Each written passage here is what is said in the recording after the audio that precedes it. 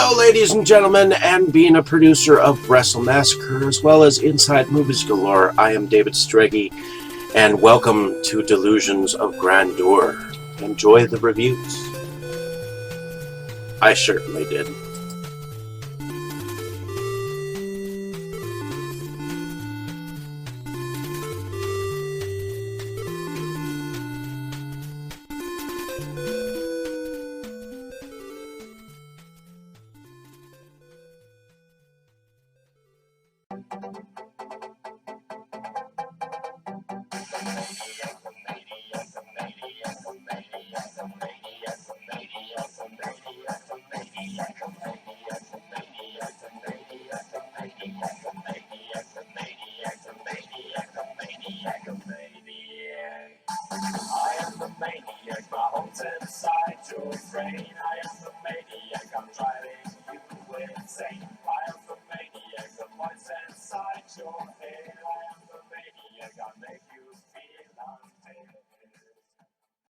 Okay, Dave, that's it. Screw you and your college flunkies.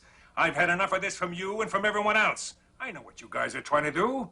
Break me down, drive me out of the force. Well, it's going to take a hell of a lot more than a lame prank like this to get Curtis Mooney to throw in his badge, so fuck you! Over. Did you miss me?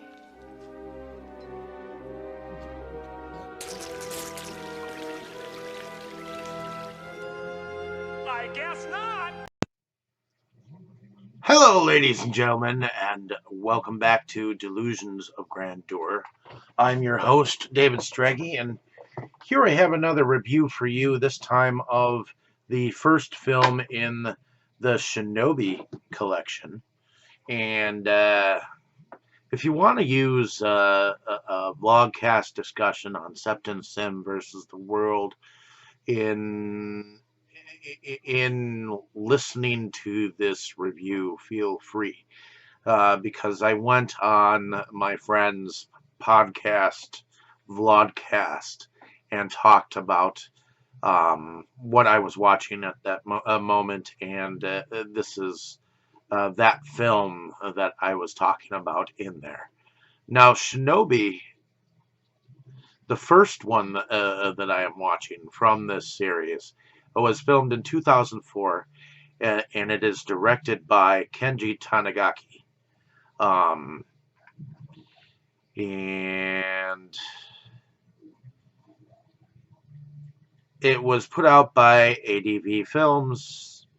I do not know the studio that entirely put it out, but I do know that the film has a series of English a cast as because it is dubbed, as well as I believe that it is subtitled, and I couldn't follow it in its dub form, so I watched it in its subtitled form. So I know the actors more as the Japanese actors, and I've gotten into watching Japanese films with their subtitles to begin with. But Shinobi, the Law of Shinobi, kind of goes into a mythos of what shinobis are. And shinobi is a way of life. They are the lowest of the low, the cannon fodder of samurai. They are ninjas, but they are expendable. In a way, they would be our American Expendables.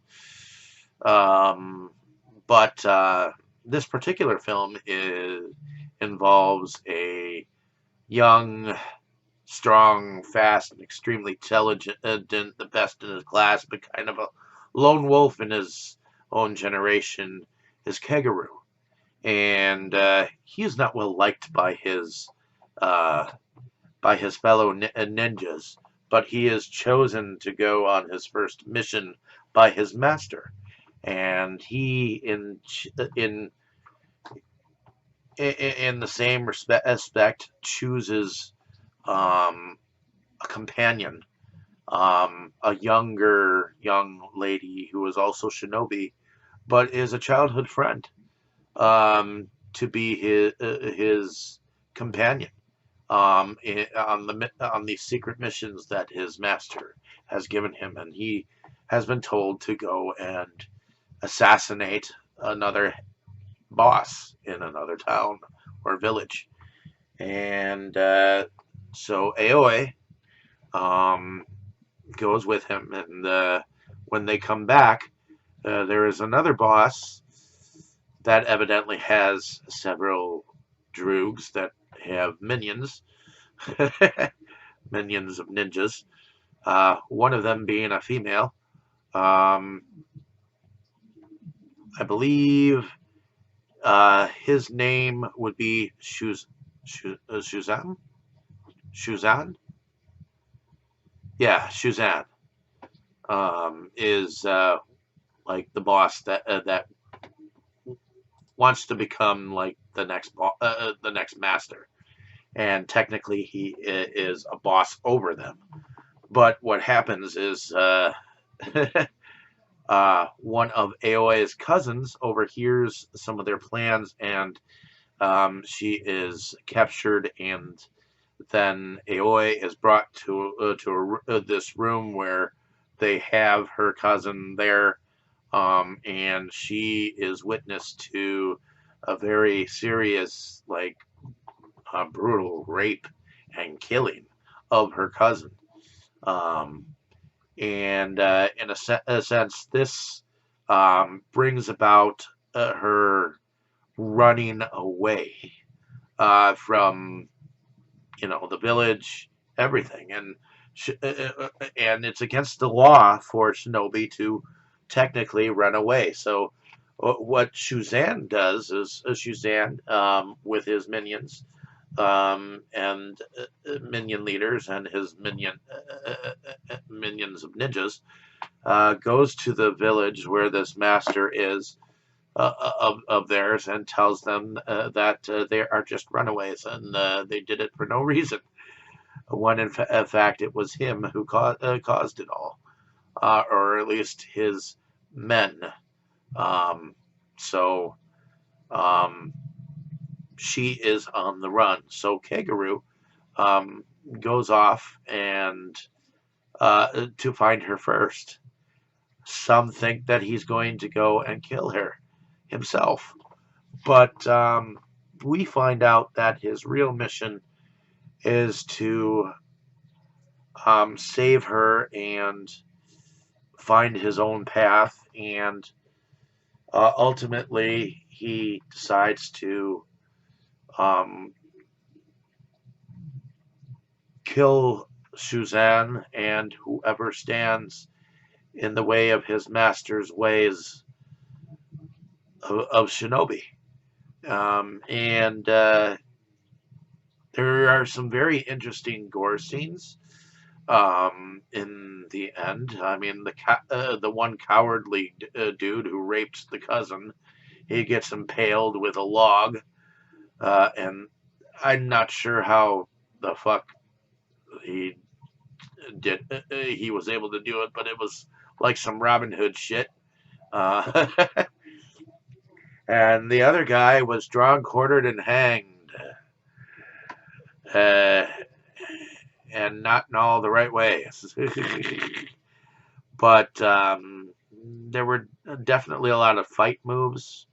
Um, the sounds that you could hear of, um, like, fists flying through the air, those were done at all the right moments. I mean, you could tell that the stunts in here were spot on, or at least of some level of excellence. And to be able to tell this story, and to be able to continue it into, other realms, it was quite intriguing to me. So I enjoyed the film. Um, I enjoyed the storytelling. Um, enjoyed the mythos of the shinobi and its way of life. Um, it may not be exactly um, my way of life, but it was definitely an interesting way of looking at things, and I wouldn't mind watching this again and again. So, in any case, I thought that the acting in here was pretty spot on. Um, when it comes to Japanese actors and actresses, it's hard to figure out exactly what um, may constitute as bad acting. But I did enjoy. I mean, there was some hokiness. I mean, when they ran, they were supposed to be running really fast together. I thought it was kind of cute that they like to speed past each other. But they're friends, and yet there seems to be a kind of a romance between them. But they're more friends than anything else, and it seems like he is her protector in a sense, even though he is a lone a wolf, and he doesn't. But he trusts her, even though they fight. Uh, I like the way that they fight because he insults her, and yet it's kind of like he's not really insulting her, and I think that's why it's kind of cute because um, she doesn't know whether he's joking or not, and yet she threatens to hit him, and he's able to dodge the the physicalness. And anyways, I had a blast watching this film, and hopefully one of you will have watched the film down the way and let me know what you think of the film. Um, I'm enjoying the series, so I'll have to let you know what my thoughts of the second film is once I go through it. And I found out that two of the films were actually done earlier, so I'm wondering where the films will lead me, even though these two are first. But in any case, thanks for listening. Have a great day, evening, or morning, wherever you are. Thank you for watching, and I definitely enjoy you coming and checking out my shit. Thank you so much. You were good, kid, real good. But as long as I'm around, you'll always be second best, see?